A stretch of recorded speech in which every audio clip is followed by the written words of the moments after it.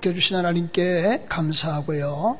오늘 읽은 본문의 말씀을 통해서 나와 함께 낙원에 있으리라 라고 하는 제목으로 함께 은혜 받는 시간이 되기를 원합니다. 우리 늘 그러셨던 것처럼 앞에 뒤에 옆에 분과 인사하실 때 우리 주 안에서 사랑합니다, 축복합니다 인사합니다. 주 안에서 사랑합니다, 축복합니다. 반갑습니다.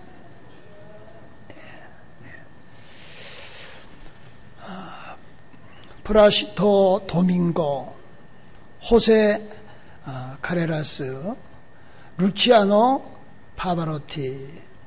그 가운데 여러분 이제 다 아시겠지만 루치아노 파바로티는 2007년 9월 6일 날 사망했습니다. 그런데 이 루치아노는 원래 그의 꿈이 성악가가 아니라 교사가 되기를 꿈꿨습니다. 그래서 이제 대학을 다닐 때도 사실은 성악을 전공한 것이 아니라 교육학을 전공했습니다. 그런데 어릴 때부터 그의 목소리는 정말 천상의 목소리였어요. 그래서 그의 아버지가 성악가가 되기를 원했지만은, 그러나 이제 루치아노는 자신의 꿈을 향하여 한 걸음 한 걸음 나아가게 된 겁니다. 그러던 어느 날 좀 결단해야 될, 선택해야 될 그런 순간을 맞이하자 아버지는 아들을 방으로 불렀습니다. 그리고는 의자를 2개를 놓고요. 그리고 의자를 좀 띄워 놓았습니다. 그리고는 아들에게 이렇게 말합니다. 의자에 앉으라고요. 근데 어떻게 앉으냐? 그러면은 의자를 건드리지 말고, 당연한 거겠죠. 2 의자에 앉으라는 겁니다. 어떻게 떨어져 있는데 2 의자에 앉을 수 있습니까? 그러니까 아버지가 선택하라는 거예요.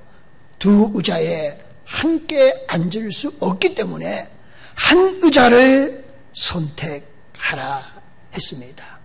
결국은 이제 루치아노 파바로티는 교사의 꿈을 접고 성악의 길을 선택하게 된 겁니다. 그래서 수많은 사람들에게 정말 잔잔한 그런 감동을 주었던 그런 위대한 그런 성악가로 쓰임받게 되었다. 여기서 우리가 발견할 수 있는 것은 선택이라고 하는 거예요. 우리가 무엇을 선택하느냐에 따라서 우리의 인생이 달라질 수밖에 없다는 겁니다. 오늘 이제 본문의 말씀을 읽었는데요. 본문의 내용은 이런 겁니다. 예수님이 갈보리 십자가에 못 박히셨어요. 그런데 예수님 혼자 십자가에 못 박히신 것이 아니에요.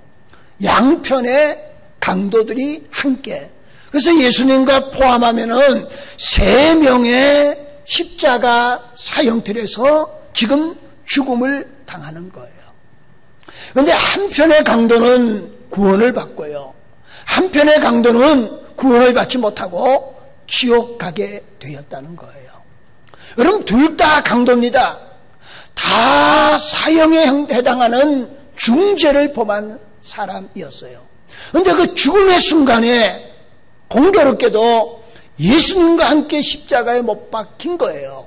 그런데 다 죽어야 마땅할 양편의 강도가, 한 사람은 선택을 잘해서 구원을 받고, 한 사람은 선택을 잘못해서 그 죄 대가로 지옥 가게 되었다.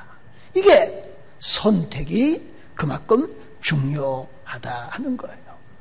요즘은 교회에서 자주 하지 않지만은요, 예전에는 그 성경 퀴즈 대회를 교회에서 자주 했습니다. 제가 이제 어릴 때요, 그럴 때 주일학교에서 학생회 하면서 성경 퀴즈 대회 할 때 좀 그래도 상을 받았던 것 같아요. 근데 이제 어떤 때는 이제 교인 전체 할 때도 학생 때는 기억력이 좋잖아요. 그래서 손들어서 대답하라 그러면은 제가 1등도 하기도 하고 2등도 하기도 하고 그랬던 것 같아요. 그런데 어느 날 목사님이 성경 퀴즈 문항 가운데 이런 문항을 내셨어요. 예수님이 십자가에 못 박혔습니다. 그런데 양편의 강도가 십자가에 못 박혔습니다. 그런데 한편에 있는 강도가 구원을 받았습니다. 여러분, 예수님이 십자가에 못 박히실 때 오른편에 있는 강도입니까? 왼편에 있는 강도입니까? 라고 질문을 했어요. 그때 학생 때니까 그냥 손들었죠. 그러고는 오른편의 강도입니다. 그리고 당연히 맞을 줄로 생각했습니다. 근데 여러분 성경에 보면은 오른편 왼편에 구분이 없어요. 한편의 강도가 이렇게 말했고 또 한편의 강도가 이렇게 말했으니까 오른편인지 왼편인지 모르는 거예요. 그냥 한편의 강도입니다 이렇게 말했으면 정답이 되었을 텐데 저는 오른편이라 그렇게 해서 그러니까 아무래도 넌센스 퀴즈였던 것 같아요. 여러분 어쨌든 한편의 강도는 구원을 받고 또 다른 한편의 강도는 선택을 잘못해서 그러니까 둘 다 구원을 받을 수 있고 둘 다 지옥 갈 수 있는데 선택을 잘한 한 사람은 구원을 받고 선택을 잘못한 한 사람은 지옥 가게 되었다라고 하는 거예요. 러시아의 위대한 소설가 가운데 우리가 잘 아는 토스토이를 잘 알 겁니다. 그런 인생에 관해서 이렇게 언급했습니다. 인생이라는 것은 대합실에서 기차를 기다리는 것과 같아. 여러분 대합실에서 기차를 기다리는 것과 같다는 거예요.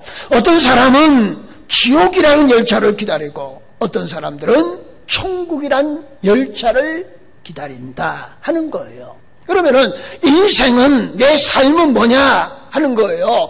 천국 가는 기차를 기다리는 사람도 있고 지옥 가는 기차를 기다리는 사람이 있다는 거예요. 우리가 내 삶의 현장에서 선택을 어떻게 하냐에 따라서 내 사후에 천국으로 가는 열차를 탈 수도 있고 지옥으로 가는 열차를 탈 수 있다라고 그렇게 말을 했다는 거예요. 여러분 우리가 예수님을 진정으로 만남이 이루어진다면 그걸 이렇게 말할 수 있죠. 예수 그리스도를 인격적 만남이 이루어지면 여러분 우리의 신앙의 고백은 아름다울 수밖에 없다는 사실입니다. 요한복음 4장에 가면은요 수가성 여인의 말씀이 나와요. 여러분 수가성에 한 여인이 있었는데요 정말 기구한 인생을 살게 되었습니다. 물을 기르러 가야 되는데 근데 많은 사람의 물 기르러 오니까 사람들을 만나기를 꺼려하는 거예요.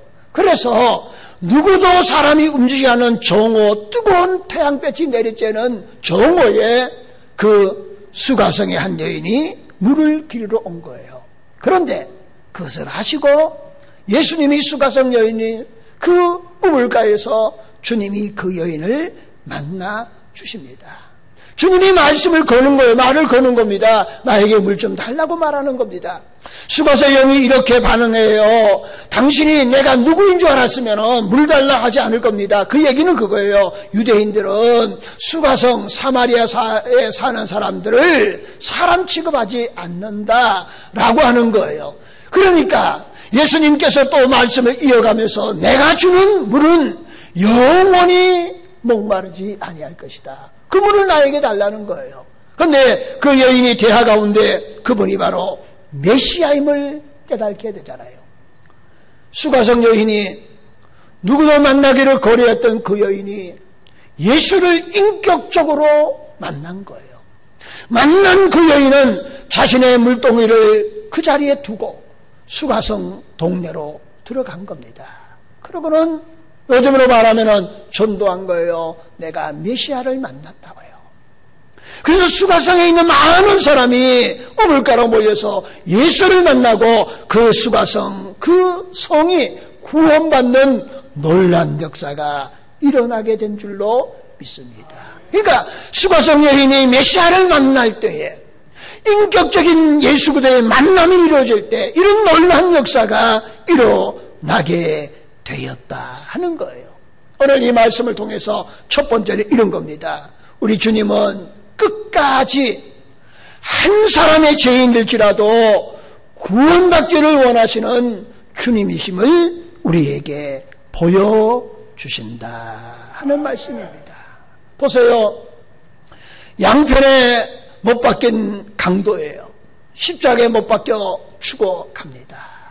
그런데 그들이 죽음의 순간에 한 사람이 구원을 받게 되는 거예요. 여러분 예수님은 3년여 동안 공생의 사역을 하시면서 각 마을, 촌, 다니시면서 천국 복음을 전파하시고 한 사람이도 구원받기를 원하셔서 정말 이른 새벽부터 저녁 늦은 시간까지 쉬지 않고 거룩한 사역을 감당하셨어요. 그런데 마지막 인류의 죄를 다 감당하시고 십자가에서 죽으신 거예요. 왜 죽었습니까? 우리의 죄를, 그 죄의 대가를 지불하시기 원하셨던 거예요. 예수님의 힘이 없어서 죽으신 거 아닌 거 우리가 다 아시지 않습니까? 능력이 없어서, 힘이 없어서, 마지못해서 어쩔 수 없이 로마 병정에 붙잡혀서 어쩔 수 없이 십자가에 죽을 것이 아니에요. 성경은 말합니다. 마치 도살장에 끌려가는 어린 양처럼 묵묵히 십자가를 가신 겁니다. 주님은 사역을 하시다가 마지막 예루살렘으로 내가 돌아가야 될 것임을 제자들에게 말합니다. 그러면서 주님이 제자들 이렇게 말합니다. 내가 다시 예루살렘으로 돌아가면 다시는 너희를 볼 수 없을 것이다. 내가 예루살렘에 가면은 내가 붙잡히게 되고 죽음을 당하게 될 것이라고 미리 선언하신 거예요. 여러분, 제자들이 이렇게 말합니다. 그거 고민할 건 없지 않습니까? 예루살렘에 안 가면 될 걸 뭘 그렇게 고민합니까? 그러나 주님은 그럼에도 불구하고 그러기 위해서 우리의 죄를 담당해 주시기 위해서 우리 주님은 이 땅에 오신 거예요. 그리고 주님은 예루살렘에 올라가시고 예루살렘에 입성하시고 그리고 십자가의 길을 묵묵히 지신 줄로 믿습니다. 왜 그렇습니까? 우리를 구원하시려고. 예수님은 전 생애를 불태우면서 우리를 구원의 은혜를 베풀어 주신 그 주님이 마지막 십자가에 죽는 그 순간에도 한 영혼이라도 구원해 주셨던 주님의 모습이 오늘 본문에서 기록되어져 있는 거예요. 여러분, 성경에 보세요. 오늘 본문 39절에 한편의 강도가 이렇게 말합니다. 십자가에 달린 행악자 중 하나가 비방하여 이르되 내가 그리스도가 아니냐 너와 우리를 구원하라 하되 라고 말하는 거예요. 너가 그리스도이면은 다른 사람을 구원한다고 말하면서 십자가에서 그렇게 힘없이 죽어갈 수가 있느냐, 구원해보라고 그렇게 주님을 질책하는 거예요. 그런데 또 다른 편에 있는 한 강도가 이렇게 말합니다. 40절과 41절에 이렇게 말합니다. 하나는 그 사람을 꾸짖어 이르되 내가 동일한 정죄를 받고서도 하나님을 두려워하지 아니하느냐. 우리는 우리가 행한 일에 상당한 보응을 받은 것이니 이에 당연하거니와. 그러니까 자기들은 지금 뭐를 당한다는 겁니까? 죄의 대가를 지금 지불하고 있다는 거예요. 그런데 이 사람 예수는 행한 것은 옳지 않은 것이 없느니라 하고, 그러고는 이렇게 말합니다. 오늘 당신의 나라에 임할 때에 나를 기억하소서. 그럴 때 주님이 그에게 이렇게 말합니다.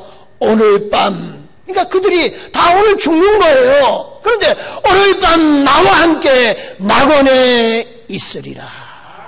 이런 놀라운 은혜를 잊게 된 줄로 믿습니다. 그러니까 주님은 어떤 마음이냐? 한 사람이라도 구원받기를 원하시는 주님이시다. 여러분, 요한계시록 가면은 주님의 재림이, 지난주에 제가 재림에 대해서 설교했는데요, 주님의 재림이 더디다고 생각하는 거예요. 어리석은 사람은 어떻게 생각합니까? 더디니까 육신의 정욕대로 생각대로 살자, 그렇게 생각하는 거예요. 그런데 지혜로운 하나님의 사람들은 더디면 더딜수록 한 영혼이라도 더 구원해요. 하나님의 나라 확장하기 위해서 힘쓰고 애쓰는 줄로 믿습니다. 여러분, 주님이 십자가에서 한 편의 강도를 구원하셨다. 한 사람이라도 죄인일지라도, 어떤 죄를 범하였지라도, 어떤 죄를 가지고 있다 할지라도 회개하고 돌이키면은 우리 주님은 구원해 주시는 주님의 마음이 오늘 내 마음속에 와 닿는 은혜가 있기를 예수님의 이름으로 축원을 드립니다. 두 번째는 우리 주님은 어떤 사람을 귀하게 여기시느냐 하는 거예요. 자, 양편에 강도가 있습니다. 주님이 사람을 차별하셨다, 이렇게 우리는 보지 않지 않습니까? 어떤 사람은 구원을 받고 어떤 사람은 구원을 받지 못했느냐. 이걸 다른 말로 말하면은 어떤 사람은 주님께서 귀하게 여기시고 어떤 사람은 귀하게 여기지 않으시냐.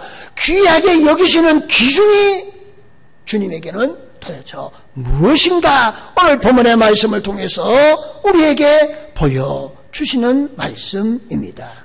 오늘 본문 41절에 그는 이렇게 말합니다. 우리는 우리가 행한 일을 상당한 보응을 받은 것이나 이에 당연하거니와 이 사람이 행한 것은 옳지 않은 것이 없느니라 하고. 뭐 이 정도는 여러분 보편적인 사람도 얘기할 수 있을 것 같아요. 자, 십자가에 죽는 겁니다. 여러분 죽음 앞에서 사람들이 다 솔직해지잖아요. 그러니까 내가 지금 죽는 순간에 억울한 게 없는 거예요. 그 사람들은 마땅한 죄의 대가를 지금 주벌하여서 사형 형틀에 이제 이슬로 사라지는 거예요. 그런데 예수님 보기에는 사형당할 이유가 없는 거예요. 그러니까 이 사람의 행한 것은 하나도 옳지 않은 것이 없느니라. 이 정도는 누구나 말할 수 있다라고 보는 거예요. 그런데 그 다음이 놀라운 신앙의 고백입니다. 42절과 43절인데요. 이렇게 말합니다. 이르되 예수여 당신의 나라에 임하실 때 나를 기억하소서 하니. 지금 죽습니다. 죽으면 다 끝나는 거예요. 세상 말로 말하면 세상의 관점으로 보면은 죽으면은 다 끝나는 겁니다. 뭐 그 위에 뭐가 있습니까? 근데 보세요. 강도입니다. 죄를 범한 죄인이에요. 근데 주님이 이렇게 말합니다. 이르되 예수여 당신의 나라에 임하실 때에 죄인된 그지만은 당신의 나라 하나님의 나라를 고대했다 그거예요. 여러 가지 이유와 여러 가지 형편 때문에 죄를 범하였지만은 그 마음속에는 하나님의 나라, 우리가 말하는 천국을 소망하는 자였다는 거예요. 죽음으로 끝나지 않고 죽음 이후에 예비된 하나님의 영원한 나라가 있음을 그는 믿었다는 거예요. 그러기에 그는 이렇게 말하는 겁니다. 주님의 행하심이 옳지 않은 것이 하나도 없습니다. 여기서 머물지 않고 한 걸음 더 나가서 하나님의 나라에 임하실 때 나를 기억하소서 하니. 예수께서 이르시되 내가 진실로 진실로 내게 이르노니 오늘 내가 나와 함께 낙원에 있으리라 하시니라. 주님은 이런 자들을 귀하게 여긴 줄로 믿습니다. 내가 죄인입니다. 죄인이기에 당연한 죄의 대가를 지불할 수밖에 없습니다. 그러나 당신의 나라에 임할 때 나를 기억하소서. 이런 신앙의 고백, 이런 자들을 우리 주님은 귀하게 여기신다는 거예요. 다시 말하면 이 한편의 강도는 예수 그리스도가 메시아 되심을 고백하고 있다는 거예요. 다가오는 하나님의 나라의 절대 주권자 되심을 그가 고백하고 있다라고 볼 수 있는 겁니다. 지금 사랑하는 성도 여러분들, 저와 여러분의 상황과 십자가의 한편 양편에 못 박힌 그 강도와 상황은 다르지만은, 그러나 저는 어떤 의미에 보면은 동일하다 생각하는 거예요. 양편의 강도는 지금 죽음의 직전에 있는 겁니다. 오늘 우리는 죽음과는 연관성이 없지만은 어떤 의미에 보면요, 하나님 없이도 살만한 시대를 우리가 살아가고 있습니다. 그러기에 어떤 입장에 보면은 더 위기의 시대를 우리가 살아간다고 볼 수 있는 거예요. 오늘 한편의 강도가 당신의 나라에 임할 때에 나를 기억하소서. 과연 오늘 저와 여러분들은 하나님의 나라에 대해서, 천국에 대해서 얼마나 소망하고 고대하며 기대하고 살아갑니까? 하나님의 나라가 있기에 믿음의 비밀을 가지고 우리는 살아가야 되는데, 하나님의 나라에 대한 비밀의 그 하나님 나라에 대한 소망이 가물가물해지니까 믿음의 비밀을 간직하지 않고 세상 사람과 다를 바가 없이 살아가고 있는 우리들은 아닌가 생각해 보는 거예요. 그런 입장에 볼 때에 양편에 죽어가는 그들의 심정과 같이, 그들의 마음같이 오늘 이 시대를 살아가는 저와 여러분들이 날마다 주님 앞에 고백되어져야 될 부분이 있다면 당신의 나라에 임할 때에 나를 기억하소서. 고백은 상황은 조금씩 다를지 모르지만은 내 삶의 현장에서 날마다 하나님의 나라를 고대하고 하나님의 나라를 소망하며 하나님의 나라를 바라보며 살아갈 수 있는 살아있는 생명력 있는 믿음의 사람들이 될 수 있기를 축원합니다. 그런데 우리는 이 땅이 마치 1000만 년 살 수 있는 것 같이 생각하고 살아가는 우리들 아니겠습니까? 하나님의 나라, 새하늘, 새 땅, 새 예루살렘, 천국을 믿을 수 있기를 예수님의 이름으로 축원합니다. 성경의 고린도후서 5장 1절 말씀이 이렇게 말합니다. 만일 땅에 있는 우리의 장막집이 무너지면 하나님이 지으신 집, 곧 손으로 지은 것이 아니요 하늘에 있는 영원한 집이 우리에게 있는 줄 아느니라. 여러분, 하나님의 나라가 내 마음속에 정말 간절하게 소망으로 다가오는 하나님의 은혜가 있기를 소망합니다. 우리의 가는 그 길, 그 끝에 영광의 주님이 우리를 맞이해 주실 줄로 믿습니다. 이런 소망을 우리에게 가져야 돼요. 이런 자들에게 구원의 은혜를 베풀어 주시고 이런 자를 귀하게 여기시고 이런 자들에게 은혜와 축복을 베풀어 주시는 하나님이시다 그거예요. 그래서 43절 읽었지만은 예수께서 이르시되 내가 진실로 내게 이르노니 오늘 내가 나와 함께 낙원에 있으리라. 여러분, 주님이 이렇게 말씀하셨으니 변할될 것이 무엇이 있겠습니까? 그것도 진실로 내게 이르노니 오늘 나와 함께 낙원에 있으리라. 이런 강도였고 죄인에게 넘치는 희망의 말씀을 주셨다 그거예요. 오늘도 우리에게 이런 은혜가 넘쳐날 수 있기를 예수님의 이름으로 축원을 드립니다. 마지막 세 번째는 중생의 가정으로서 우리가 새로운 피조물이 되었다고 한다면, 우리가 구원받아 하나님의 자녀가 되었다고 한다면 어떻게 살아가야 될 것인가 하는 거예요. 여러분, 예수님께서 이제 공생을 시작하시면서 12제자를 부르시는 과정 가운데 여러분 베드로를 부르시는 과정을 우리가 한번 회상해 봅시다. 예수님께서 갈릴리 바닷가에서 고기를 잡는 베드로를 찾아오셨어요. 근데 베드로는 그날따라 고기를 잡지 못했던 것 같아요. 아마도 베드로만 그렇지 않고 많은 사람도 고기를 잡지 못했을 겁니다. 그물을 다 준비하고 이제 집에 가려고 준비하는데 예수님이 오셔서 배를 이제 사용할 것을 요청하는 거예요. 예수님이 배에 타시고 그리고 조금 육지에서 뛰신 다음에 우리로 말하면 이제 모래사장에 많은 해중들이 모입니다. 예수님이 천국 복음을 한참 증거하신 다음에 베드로에게 이렇게 말합니다. 깊은 곳에 가서 그물을 내리라고요. 베드로는 이렇게 말합니다. 밤이 낮도록 고기를 잡았지만은 한 마리 잡지 못했습니다. 그러나 말씀에 의지하여서 내가 그물을 내리이다. 자, 베드로는 왜 그렇게 고백했을 것인가 그러면 성경에서 찾을 수 있는 거예요. 예수님이 베드로의 배를 강당 삼아서 천국 복음을 전하는 그 말씀을 베드로는 들은 거예요. 이분의 말씀에 순종하기만 하면 뭔가 큰일이 일어나겠다고는 믿음이 그 마음속에 있었다 그거예요. 그런데 보세요. 말씀에 의지하여 내가 그물을 내리리다. 이 얘기는 다른 말로 말하면 이런 거예요. 주님, 지금 깊은 데로 가서 그물을 내리라고 하는 얘기는 이건 앞뒤가 안 맞습니다. 내 어부의 경험에 비춰봐서는 그렇게 해서는 안 됩니다. 혹 만약에 한두 마리를 잡으려고 그러면 지금은 얕은 곳에 그물을 내려야지 깊은 곳에는 고기가 없습니다. 경험에 비춰봐서는 아닙니다. 그거예요. 그럼에도 불구하고 말씀에 의지하여서 내가 그물을 내리이다. 여러분, 그물을 내렸더니 그물이 찢어질 정도로 잡았어요. 베드로 배에 가득 채웠는데도 다 채울 수가 없었습니다. 동무의 배를 손짓해서 오게 해서 두 배가 가득 차게 되는 놀란 역사를 있게 된 줄로 믿습니다.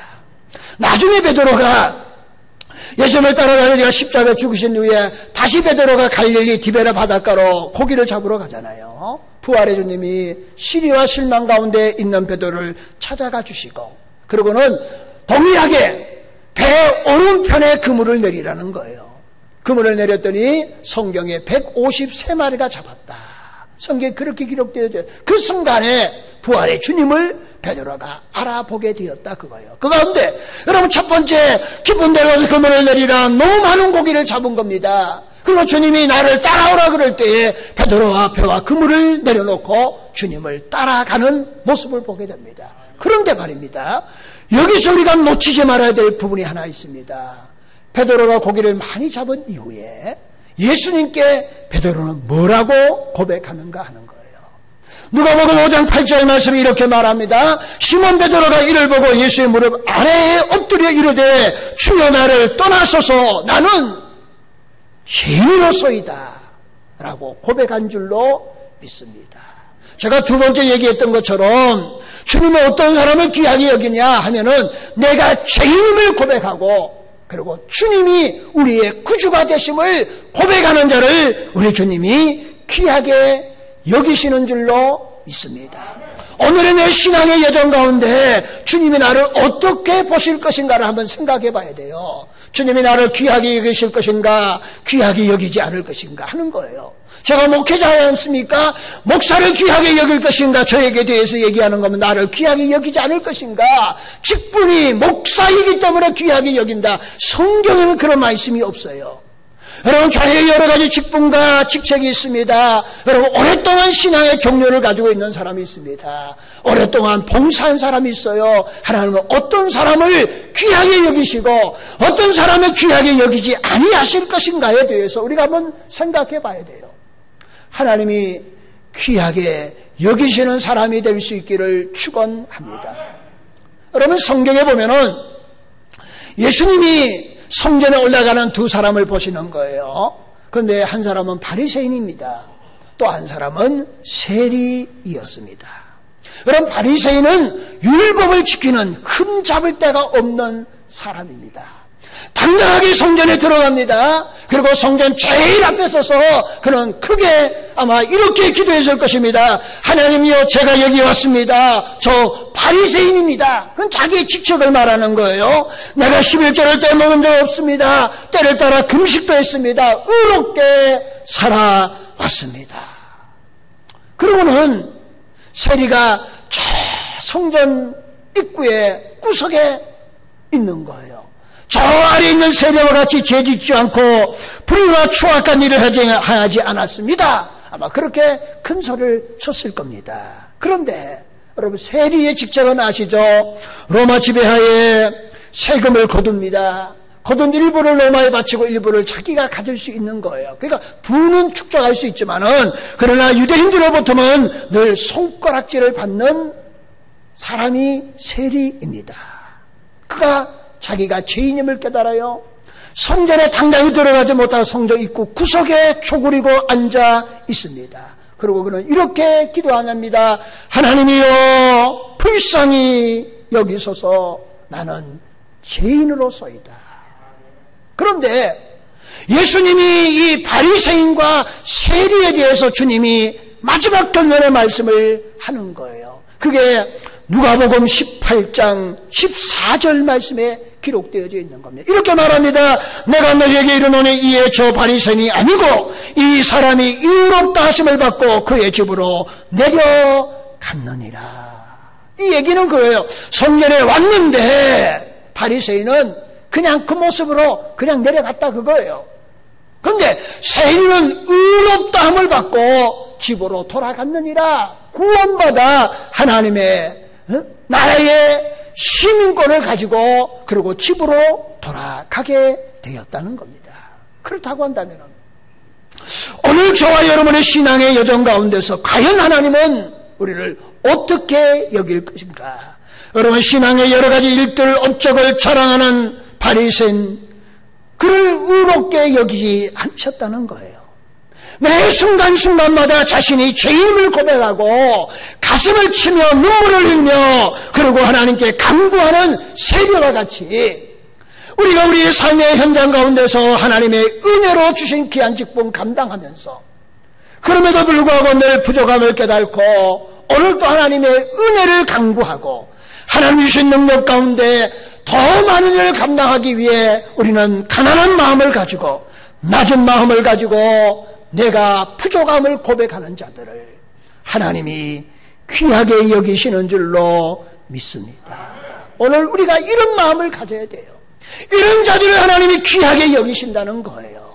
바리새인처럼 흠잡을 데 없이 율법을 다 지킨 거예요. 누가 봐도 저 사람은 천국 갈 수 있다고 생각하는데 그냥 그 모습 그대로 집으로 돌아간 거지만은, 누가 봐도 지옥 갈 수밖에 없는 세리와 같은 자지만은 불쌍히 여겨달라고 나는 죄인이라고 고백하는 그에게 사함의 은총을 주시고 천국 시민이 되어 집으로 돌아가는 하나님의 은혜를 주신 줄로 믿습니다. 그런 은혜, 이런 마음을 우리가, 가난한 마음이 우리에게 넘쳐올 수 있기를 예수님의 이름으로 축원을 드립니다.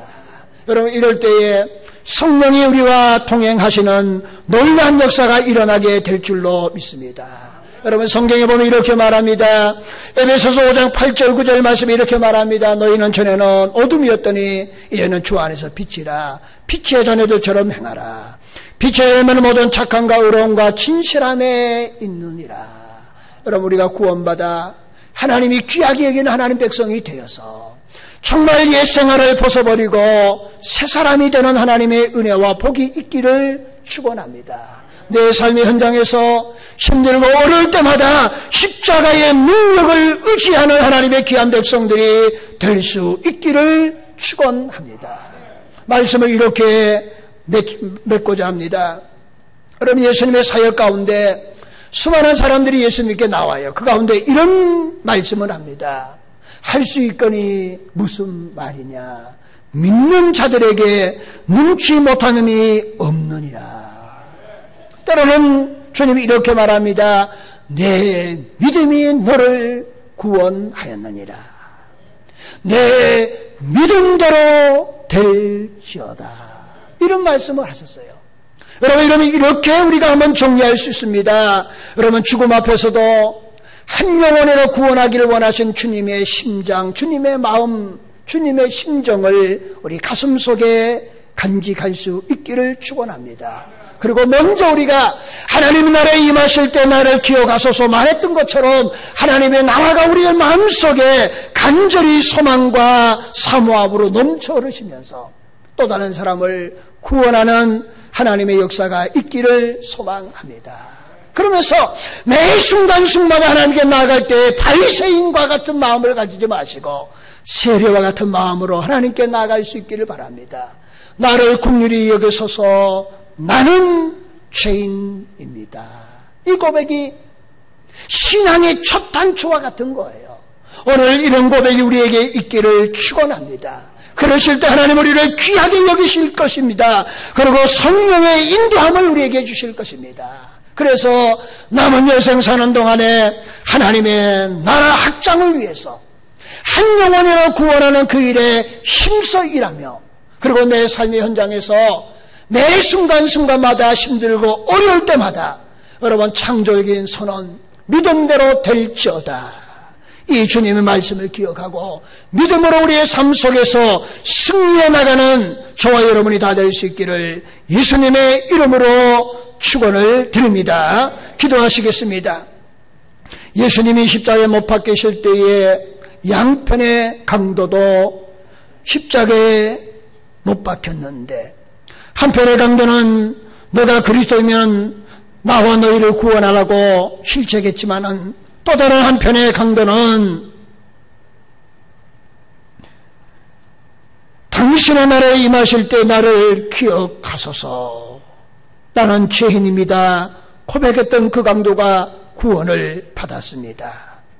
오늘 내 삶의 현장에서 정말 편하고 살기 좋은 시대를 맞이하고 있는데, 이것이 또 다른 면에 볼 때는 우리의 신앙의 위기임을 깨닫게 하시고, 한편의 강도와 같이 날마다 우리의 신앙의 고백이 아름다운 고백이 되어지도록 은혜와 복을 더하여 주셔서 새로운 사람으로 새 삶을 살아가게 하시고 영혼 구원을 향하여 하나님의 나라 확장을 위하여 귀하게 쓰임받는 하나님의 귀한 백성들 되게 하시며 빛의 자녀로 빛의 열매를 맺어가는 하나님의 귀한 백성들 되어지도록 축복하시고 어느 날 우리 주님이 나를 부르실 때에 오늘 나와 함께 낙원에 있으리라 이런 축복을 받는 우리 모두가 되게 하여 주시옵소서.